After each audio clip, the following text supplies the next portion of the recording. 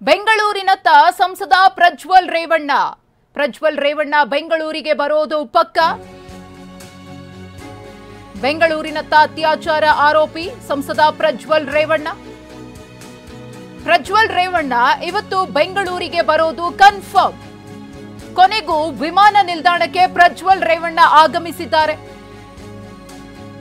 Munich ಏರ್ಪೋರ್ಟ್ಗೆ Prajwal Revanna ಆಗಮನ ಆಗಿದೆ. ಜರ್ಮನಿಯ ಮ್ಯೂನಿಕ್ ಏರ್ಪೋರ್ಟ್ಗೆ ಪ್ರಜ್ವಲ್ ರೇವಣ್ಣ ಬಂದಿದ್ದಾರೆ. ಲಗೇಜ್ ಚೆಕ್ ಇನ್ ಮಾಡಿರುವಂತಹ ಪ್ರಜ್ವಲ್ ರೇವಣ್ಣ 2 ಟ್ರಾಲಿ ಬ್ಯಾಗ್ ಸಮೇತ ಪ್ರಜ್ವಲ್ ರೇವಣ್ಣ ಏರ್ಪೋರ್ಟ್ಗೆ ಆಗಮಿಸಿದ್ದಾರೆ ಅನ್ನೋ ಎಕ್ಸ್ಕ್ಲೂಸಿವ್ ಮಾಹಿತಿ. ಲುಫ್ತಾನ್ಸಾ ಏರ್ಲೈನ್ಸ್ ವಿಮಾನದಲ್ಲಿ ಬರಲಿರುವ ಪ್ರಜ್ವಲ್ ರೇವಣ್ಣ ಮ್ಯೂನಿಕ್ ಟು ಬೆಂಗಳೂರು. ಈಗಾಗಲೇ ಲಗೇಜ್ ಚೆಕ್ ಇನ್ ಆಗಿದೆ. ಎಷ್ಟು ಬ್ಯಾಗ್ಸ್ ಅನ್ನು ತಂದಿದ್ದಾರೆ ಅನ್ನೋದ್ರ ಬಗ್ಗೆಯೂ ಕೂಡ ಡೀಟೇಲ್ಸ್ ಲಭ್ಯವಾಗಿದೆ. ಇವತ್ತು ಮಧ್ಯರಾತ್ರಿ ಪ್ರಜ್ವಲ್ ರೇವಣ್ಣ ಬೆಂಗಳೂರು ಏರ್ಪೋರ್ಟ್ಗೆ ಬಂದಿಳಿಯಲಿದ್ದಾರೆ. ಇನ್ನೇನು ಕೆಲವೇ ಕ್ಷಣಗಳಲ್ಲಿ ಮ್ಯೂನಿಕ್ ಏರ್ಪೋರ್ಟ್ನಿಂದ ಫ್ಲೈಟ್ ಕೂಡ ಟೇಕ್ ಆಫ್ ಆಗಲಿದೆ. 1 ತಿಂಗಳ ಮೇಲಾಯಿತು ಪ್ರಜ್ವಲ್ ರೇವಣ್ಣ ಕಣ್ಮರೆಯಾಗಿ. SIT ಅಧಿಕಾರಿಗಳಿಗೆ ಸಿಕ್ಕಾಪಟ್ಟೆ ಆಟ ಆಡಿಸಿದ್ರು. SIT ಅಧಿಕಾರಿಗಳು ಈ ಹಿಂದೆಯೂ ಕೂಡ 2-3 ಬಾರಿ ಅವರು ವಿಮಾನದ ಟಿಕೆಟ್ ಅನ್ನ ಬುಕ್ ಮಾಡಿದ್ದಾರೆ. ಬೆಂಗಳೂರಿಗೆ ಬರ್ತಾ ಇದ್ದಾರೆ ಅನ್ನೋ ಕಾರಣಕ್ಕೋಸ್ಕರ ಏರ್ಪೋರ್ಟ್ ಬಳಿ ಕಾದು ಕೂತಿದ್ದೇ ಆಯಿತು. ಬುಕ್ ಮಾಡಿದಂತಹ ಟಿಕೆಟ್ ಅನ್ನ ಕ್ಯಾನ್ಸಲ್ ಮಾಡಿ ಕಣ್ಣಾಮುಚ್ಚಾಲೆ ಆಟವನ್ನು ಆಡಿದಂತಹ ಪ್ರಜ್ವಲ್ ರೇವಣ್ಣ ಇದೀಗ ಕೊನೆಗೂ ಕೂಡ ವಾಪಸ್ ಬರುವ ಮನಸ್ಸು ಮಾಡಿದ್ದಾರೆ. ಟಿಕೆಟ್ ಕೂಡ ಬುಕ್ ಆಗಿತ್ತು.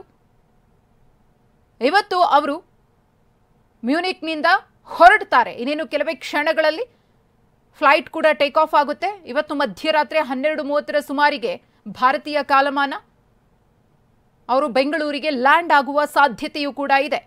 ಮತ್ತೊಂದು ಕಡೆ ಪ್ರಜ್ವಲ್ ರೇವಣ್ಣ ಬರ್ತಾ ಇದ್ದ ಹಾಗೆ ಏನೇನು ಕಾನೂನು ಪ್ರಕ್ರಿಯೆಗಳಿದೆಯೋ ಅದನ್ನು ಅನುಸರಿಸೋದಕ್ಕೆ ಬೇಕಾದಂತಹ ಸಿದ್ಧತೆಗಳನ್ನು ಕೂಡ SIT ಅಧಿಕಾರಿಗಳು ಮಾಡಿಕೊಂಡಿದ್ದಾರೆ. ಇಮಿಗ್ರೇಷನ್ ಸಿಬ್ಬಂದಿ ಒಂದಷ್ಟು ಪ್ರಕ್ರಿಯೆಗಳನ್ನು ಪೂರ್ಣಗೊಳಿಸಿದ ನಂತರ SIT ಅಧಿಕಾರಿಗಳಿಗೆ ಪ್ರಜ್ವಲ್ ರೇವಣ್ಣ ಅವರನ್ನು ಕೊಡ್ತಾರೆ. SIT ಅಧಿಕಾರಿಗಳು ಬಂಧಿಸಿ ಅವರನ್ನು ಕರೆತರ್ತಾರೆ. ಅದಾದಮೇಲೆ ಒಂದಷ್ಟು ವಿಚಾರಣೆ, ಕಾನೂನಿನ ಪ್ರಕಾರ 24 ಗಂಟೆಯ ಒಳಗಡೆ ಬಂಧಿತ ಆರೋಪಿಯನ್ನ ನ್ಯಾಯಾಧೀಶರ ಮುಂದೆ ಹಾಜರುಪಡಿಸಬೇಕಾಗುತ್ತೆ. ಆ ಪ್ರಕ್ರಿಯೆಯೂ ಕೂಡ ಅಲ್ಲಿ ನಡೆಯುತ್ತೆ. ಭಾರತೀಯ ಕಾಲಮಾನ ಸಂಜೆ 4:30ಕ್ಕೆ ವಿಮಾನ ಟೇಕ್ ಆಫ್ ಆಗಲಿದೆ. ಕೊನೆ ಕ್ಷಣದವರೆಗೂ ಕೂಡ ಫ್ಲೈಟ್ ಹತ್ತಲು ಪ್ರಜ್ವಲ್ಗೆ ಅವಕಾಶ. ಪ್ರಜ್ವಲ್ ಬಳಿ ರಾಜತಾಂತ್ರಿಕ ಪಾಸ್ಪೋರ್ಟ್ ಇದೆ. ಕೊನೆ ಕ್ಷಣದವರೆಗೂ ಕೂಡ ಫ್ಲೈಟ್ ಹತ್ತಲು ಅವಕಾಶ ಸಿಗಲಿದೆ ಪ್ರಜ್ವಲ್ ರೇವಣ್ಣಗೆ. ಫ್ಲೈಟ್ ಹೊರಡುವ 1 ನಿಮಿಷ ಮುಂಚೆಯೂ ಕೂಡ ಹತ್ತಬಹುದು. ಏರ್ಪೋರ್ಟ್ಗೆ ಪ್ರಜ್ವಲ್ 4 ಬ್ಯಾಗ್ ಅನ್ನ ತಂದಿರುವ ಮಾಹಿತಿ ಇದೆ. ಪ್ರಜ್ವಲ್ ರೇವಣ್ಣ ನಡೆ ಇದೆಯಲ್ಲ, ಇದು ಈ ಕ್ಷಣದವರೆಗೂ ಕೂಡ ಎಲ್ಲೋ ಒಂದು ಕಡೆ ಅನುಮಾನವನ್ನ ಹುಟ್ಟಿಸುತ್ತೆ. ಅವರು ಈ ಹಿಂದೆ ಒಂದಷ್ಟು ನಿರ್ಧಾರಗಳನ್ನು ತೆಗೆದುಕೊಂಡಿದ್ರು. ಯಾಕಂದ್ರೆ ಫ್ಲೈಟ್ ಬುಕ್ ಮಾಡೋದು, ಕ್ಯಾನ್ಸಲ್ ಮಾಡೋದು ಇದೇ ರೀತಿ ಮಾಡ್ತಾ ಇದ್ರು. ಕೊನೆ ಕ್ಷಣದಲ್ಲಿ ಏನಾದರೂ ಕೈ ಕೊಡ್ತಾರಾ ಅನ್ನೋ ಒಂದು ಅನುಮಾನ ಕೂಡ ಇರೋದ್ರಿಂದ ಈ ಒಂದು ಅನುಮಾನದ ದೃಷ್ಟಿಯಿಂದಲೂ ಕೂಡ ಒಂದಷ್ಟು ವಿಚಾರಗಳಿಗೆ ಸಂಬಂಧಪಟ್ಟಂತೆ ಗಂಭೀರವಾಗಿ ಚರ್ಚೆ ನಡೀತಿದೆ. ಈ ಕುರಿತು ಮತ್ತಷ್ಟು ಮಾಹಿತಿಯನ್ನು ಕೊಡೋದಕ್ಕೆ ನಮ್ಮ ಪ್ರತಿನಿಧಿ ಕಿರಣ್ ಇದೀಗ ನೇರ ಸಂಪರ್ಕದಲ್ಲಿದ್ದಾರೆ. ಕಿರಣ್, ಭಾರತೀಯ ಕಾಲಮಾನ 4:30ಕ್ಕೆ ವಿಮಾನ ಟೇಕ್ ಆಫ್ ಆಗುತ್ತೆ ಅನ್ನೋ ಮಾಹಿತಿ ಲಭ್ಯವಾಗಿದೆ. ಇವತ್ತು ಬಂದೇ ಬರ್ತಾರೆ ಅನ್ನೋದು ಕೂಡ ಕನ್ಫರ್ಮ್ ಆಗಿದೆ. ಆದರೆ ಕೊನೆ ಕ್ಷಣದವರೆಗೂ ಕೂಡ ಪ್ರಜ್ವಲ್ ರೇವಣ್ಣ ನಡೆಯನ್ನ ಎಲ್ಲರೂ ಕೂಡ ಅನುಮಾನದಿಂದಲೇ ನೋಡುವಂತಹ ಸಿಚುವೇಶನ್ ಅನ್ನ ಅವರೇ ತಂದಿಟ್ಕೊಂಡಿದ್ದಾರೆ. ಯಾಕಂದ್ರೆ ಈ ಹಿಂದೆಯೂ ಕೂಡ ಸಾಕಷ್ಟು ಬಾರಿ ಬರ್ತೀನಿ ಬರಲ್ಲ ಅಂತ ಹೇಳಿ ಕೈ ಕೊಟ್ಟಿದ್ರಿಂದ ಇವತ್ತೇನೇನಾಗಬಹುದು ಅಂತ. ಮಧುಶ್ರೀ, ಈಗಷ್ಟೇ ನಮಗೊಂದಷ್ಟು ಮಾಹಿತಿ ಸಿಕ್ತು. ಈಗಾಗಲೇ ಜರ್ಮನಿಯಿಂದ ಬೆಂಗಳೂರಿಗೆ ಬರುವಂಥ ಲುಫ್ತಾನ್ಸಾ ಫ್ಲೈಟ್ ಏನಿದೆ ಅದಕ್ಕೆ ಅವರ ಪ್ರಜ್ವಲ್ ರೇವಣ್ಣ ಅವರ ಒಂದು ಲಗೇಜ್ಗಳು ಈಗಾಗಲೇ ಚೆಕ್ ಇನ್ ಆಗಿದೆ.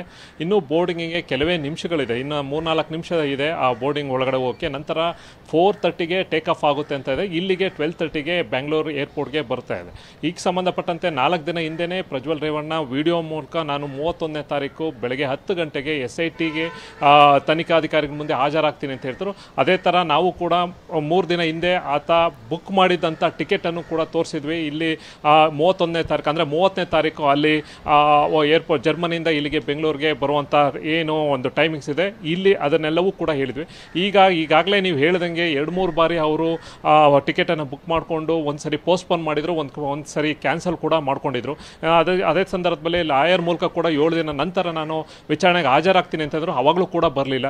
ಹೀಗಾಗಿ ಈ ಸಂದರ್ಭದಲ್ಲಿ ಈಗಾಗಲೇ ಅವರು ವಿಡಿಯೋ ಮಾಡಿ ಒಂದು 4 ದಿನದಿಂದ ಏನು ಬಿಟ್ಟಿದ್ರು ಅದಕ್ಕೆ ಸಂಬಂಧಪಟ್ಟಂತೆ ಈಗ ಅವರು ಬೆಂಗಳೂರು ಕಡೆಗೆ ಬರ್ತಾ ಇದ್ದಾರೆ ಅನ್ನೋದಿದೆ. ಈಗ ಏರ್ಪೋರ್ಟ್ಗೂ ಕೂಡ ಅಲ್ಲಿಯ ಜರ್ಮನಿಲಿರುವಂಥ ಏರ್ಪೋರ್ಟ್ಗಳು ಕೂಡ ಈಗ ಒಳಗಡೆ ಎಂಟ್ರಿ ಆಗಿರೋದು ಕೂಡ ಕನ್ಫರ್ಮ್ ಆಗಿದೆ.